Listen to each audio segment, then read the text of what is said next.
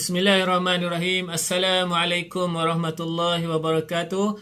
Alhamdulillah, bertemu lagi kita dalam sesi pembelajaran pendidikan Islam tingkatan 5. Pada kali ini kita akan belajar pelajaran 17, keunggulan tokoh Islam, dan tokohnya adalah Ahmad bin Ibrahim. Okey, anak-anak boleh tengok ya. Ini adalah gambar Profesor Ahmad bin Ibrahim, di mana beliau adalah tokoh di negara kita sendiri dan beliau terkenal sebagai pakar dalam undang-undang di Malaysia.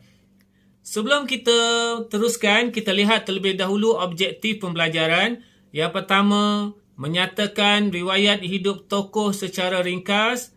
Yang kedua, menerangkan sumbangan tokoh dalam sejarah Islam. Dan yang ketiga, merumuskan iktibar daripada keunggulan tokoh Islam. Sekarang kita lihat riwayat hidup Ahmad bin Ibrahim. Nama penuh beliau adalah Ahmad bin Muhammad Ibrahim. Dilahirkan pada 15 Mei 1916, manakala meninggal dunia pada 17 April 1999. Ya, tak lama sangat, hanya beberapa belas tahun dahulu sahaja. Gelaran beliau Profesor Emeritus Tan Sri Doktor. Ya, orang yang hebat dianugerahkan, diberikan gelaran yang hebat ya. Jadi contohilah tokoh-tokoh yang macam ni ya. Pekerjaan beliau, yang pertama, pensyarah kuliah undang-undang di Universiti Islam Antarabangsa Malaysia ya. Kuliah itu maksudnya fakulti. Yang kedua, Hakim Mahkamah Rayuan dan Mahkamah Syariah. Beliau pernah bertugas sebagai hakim. Seterusnya kita lihat ketinggian akhlak Ahmad bin Ibrahim.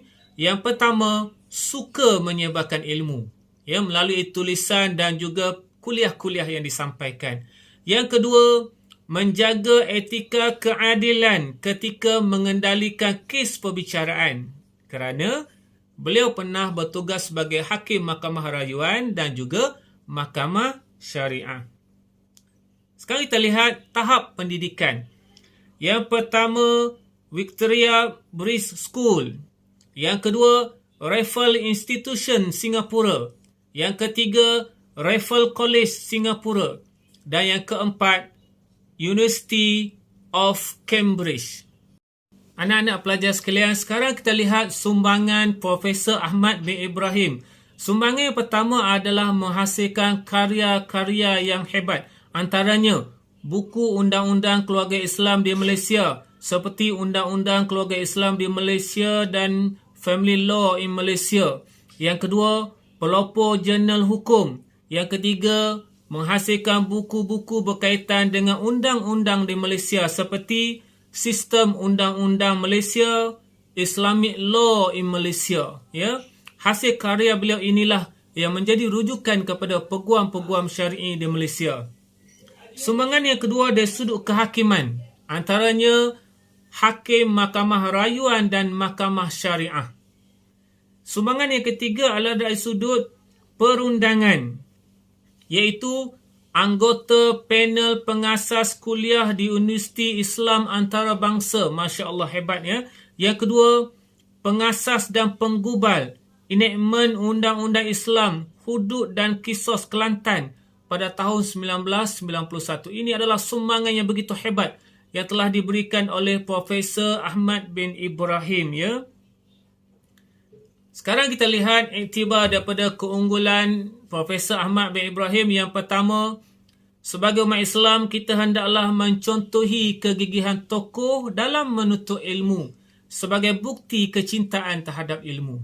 Yang kedua, bersifat cekal menyebarkan dakwah Islamiah agar masyarakat dapat memahami Islam yang sebenar.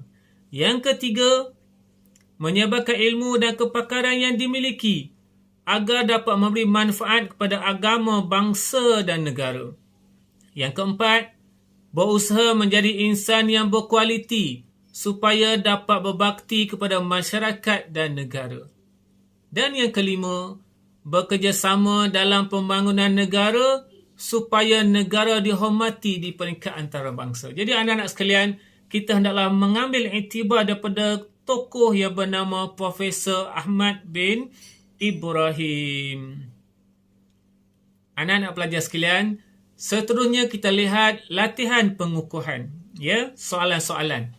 Yang pertama soalannya adalah nyatakan secara ringkas riwayat hidup Ahmad bin Ibrahim. Yang kedua, jelaskan keunggulan peribadi beliau. Okey. Seperti biasa, dalam menjawab soalan, kita mesti lihat kata tugas kepada soalan.